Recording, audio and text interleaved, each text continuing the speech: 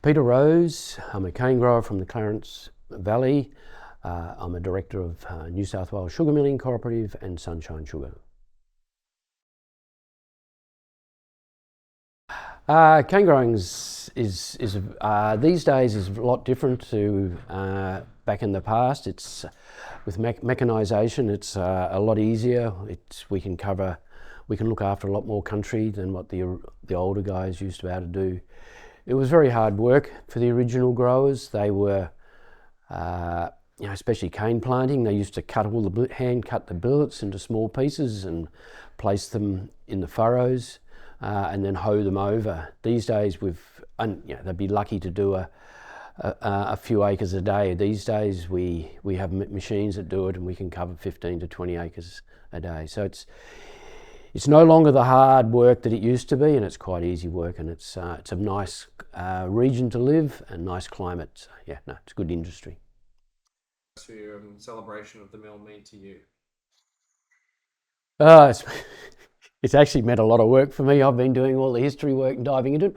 I've really enjoyed doing that. I've learned a lot about the mill and the processes involved. And as a grower, we usually don't have that much association with what happens here in the mill.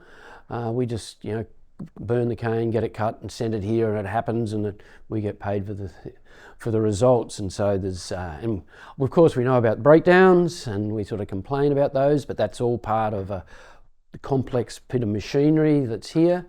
I've learnt through this whole exercise that it's just a continual process of renewal of the vessels and the bits and pieces in the mill, and it's been quite interesting finding out about that, how the mill has expanded over the 150 years from cutting initially the 25,000 tonnes in the first year up to a maximum of 912,000 in 1999. This year, hopefully, we'll get a bit over 600,000 tonnes. So, it's been, but yeah, very complex little bit of gear inside that, and so it's all bits and pieces joined together, all having to work together in sequence to ensure that it continues to operate. And one of the newspaper articles from 1886 described the processes going of producing sugar here at the Harwood mill, and I showed that to our current technical manager, and his comment was, not much has changed in the production of sugar over the years.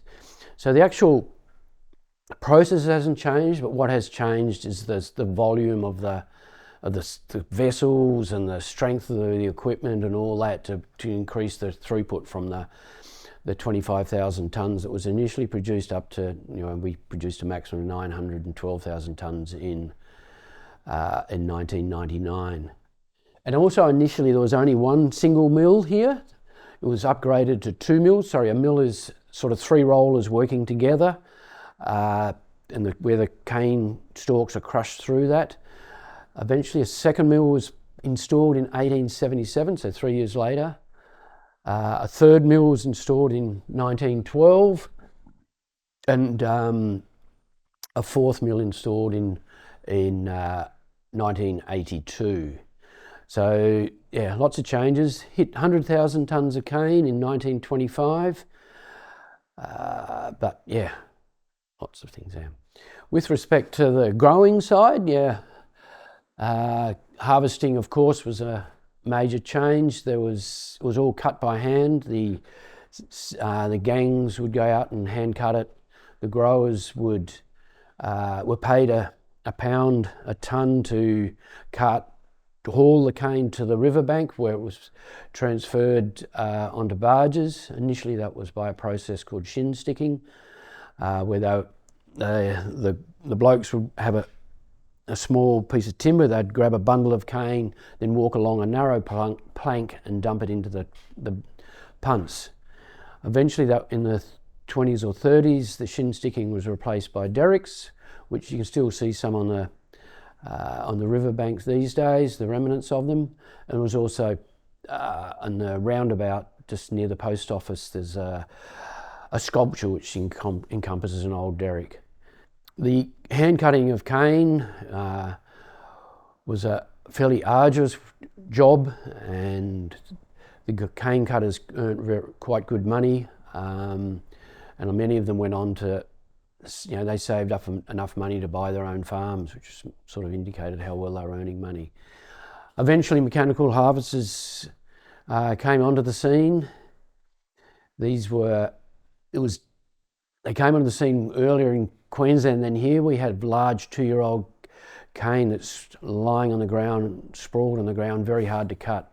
Eventually, they did devise machines that could cut it, and mechanical harvesting was introduced in the early to mid-70s.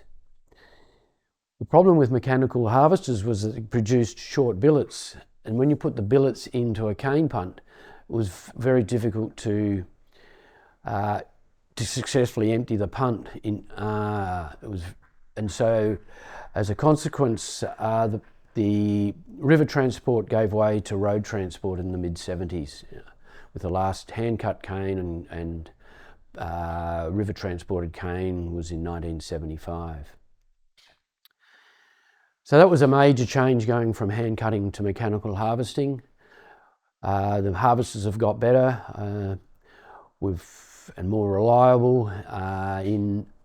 In the mid-80s, there was about 14 harvesters cutting cane here. I think it was 14, 11 to 14. And now we cut the crop with 6 harvesters. We've also, initially when they started, it was small single harvester grower-owned cooperatives and a few contractors. And over the years, we've merged and merged. We now have 2 harvesting cooperatives supplying all the cane to the mill. One supplies about 2/3 and the other one 1/3.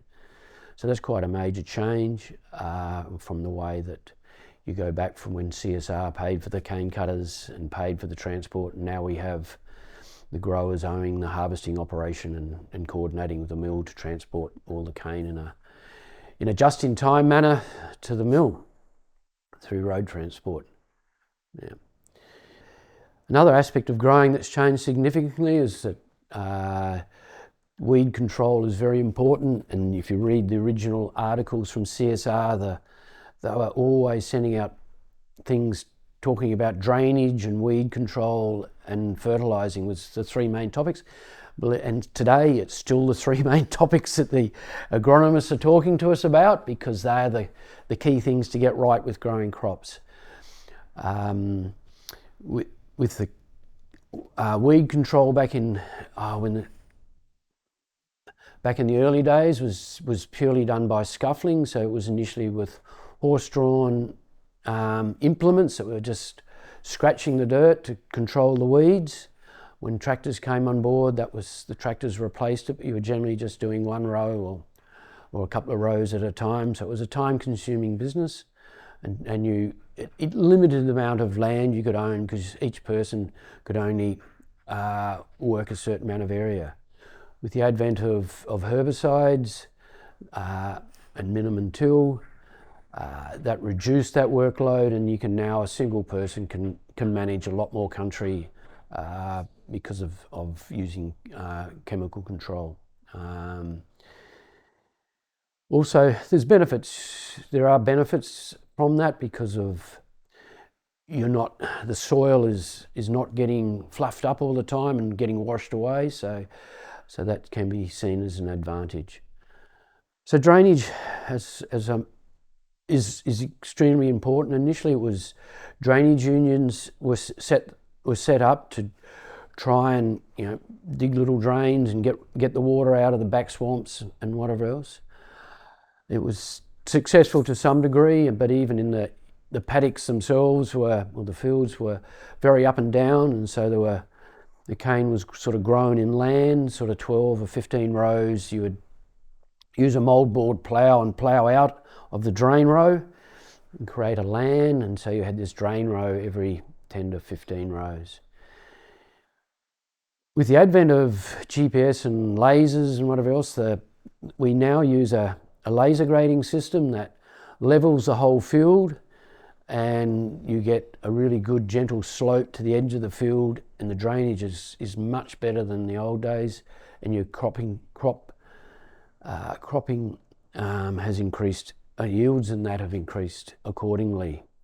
You've also got rid of that drain row which used to grow weeds, which you couldn't control when the cane gets too big, and so your weed control has increased as a consequence as well. So there have been lots of benefits of the laser grading of fields.